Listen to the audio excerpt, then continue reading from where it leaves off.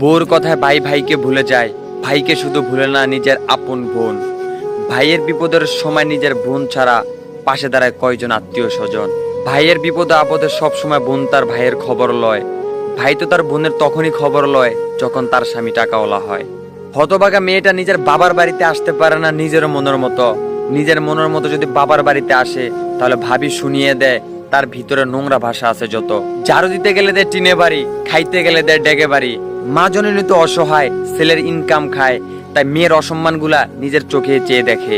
মা জননী কতই অসহায়, মেয়ে আর মা অন্য রুমে গিয়া কাঁদে। ভাবির দুর্ব্যবহার এবং তার অত্যাচারের জন্য বাপের ভিটা ছেড়ে চোখের পানি ছেড়ে চলে যেতে হয় স্বামীর ঘরে।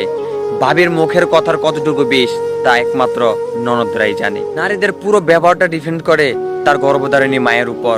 একটা কথাই আছে না, বাপ ভালো তার বেটা ভালো, মা ভালো তার জি, গাই ভালো তার দুধ ভালো, দুধ ভালো তার ঘি।